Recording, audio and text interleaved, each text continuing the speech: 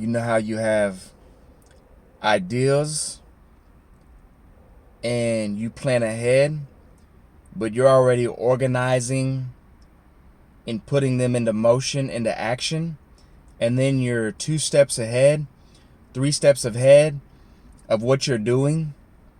You're producing, you're making your YouTube videos, you're doing your business, you're doing your travel photography, you got all the music coming together, and you have all these systems that you've learned how to simplify and put them into categories and organize them, and now you got all these different, now you're able to like look at all these images and put them into categories, and you've learned not to put too much because you don't want to make an hour-long video and use all your energy, all your effort, all your power, everybody, your resources, if you're not going to get any viewerships. So you learn how to spread it out wisely. A little portion here so you don't use too much energy and get 0 results. You use a little bit of energy here and then you magnify those results.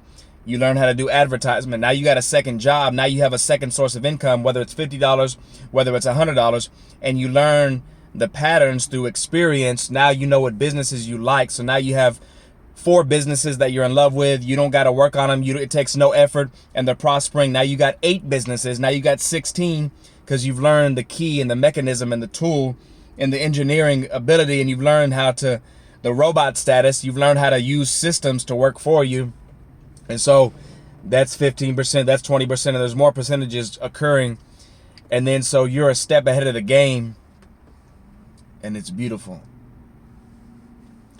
And then you have seed, you're always planting seeds, but in the spirituality, you're always experiencing new territories, new terrains, new levels, and you become renewed in the now, even though you have a geographical place where you stay and you maintain, and that's where God has you spending an amount of your time. You don't spend the wholeness of your time there. You venture out. And then your mind, as you're driving, as I'm looking, as I'm seeking, as I'm talking, as I'm thinking, I understand that the more I release, the more I build, the more I give, there is an entire opposite hand that is working with me. So let's say if God is working with me and I give a certain percentage, it's going to release his hand to give a certain percentage. So you have a whole nother level that's working with you. You're not doing everything. You're not the one making the sunshine. Like, you're not the one that's making all the spiritual principles work. They were there before you were even born. They were on the plateau before you even thought of existence. God, you were on God's mind, and then he breathed, and then you came into being through an act. So there's a whole nother side that's helping you.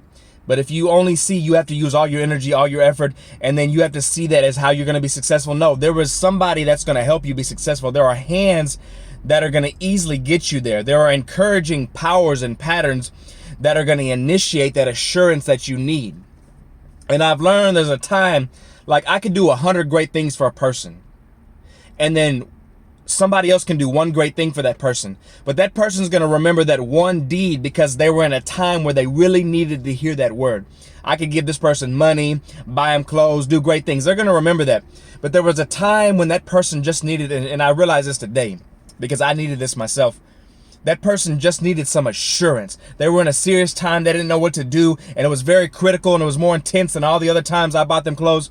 And the other person, they just needed some insurance. And that person gave them a word from the Lord. That's going to ring in their mind. And so what I've been doing real estate wise, I want to be in everybody's mind, because I want everybody, when they think about that memory, I want them to glorify Jesus Christ. I want them to, that's one of the ways I evangelize, and how I put the word of God into people's mind. Because it's not just John 3:16. It's not just Revelation 4. It's the encouragement you spoke, the inspiration you told them, the realization of the gifts and the abilities and what was good, because these are activating powers. And activation initiates a movement, initiates a transformation. So you want to know that power and activation. And I feel good right now. I've been praying in the spirit, but I realize God's energy is so pure. And so you got to go to this. But I've been traveling today, and it's the passion, it's the gift, and you have the ability to execute the gift whenever thou desires, but you got to learn how to take the gift. Like if I'm traveling and all I did was travel, but if I take my camera and start doing some 8K recordings and start making videos. So I've learned how to I've learned how to combine these things in my movement. And then I start to feel a power surging, and this is how you rise in power. I start to feel a power surging, a divine power that cannot be denied. My mind can't deny it. My mind can't deflect it, because your human mind is always deflecting your pattern of divinity. Your human mind is always, it wasn't, I don't want to say it was because we were born into sin. It wasn't created or designed that way. But by the sin nature, your mind is always trying to deflect, because your mind must rationalize. It must see everything. It must know all the information. It must get all the greed and all, like, for it to have a satisfaction. But that's a whole nother side of the illusion of the mind. So as I feel that empowerment, now I'm in my ministry, I'm in my gift, I'm in my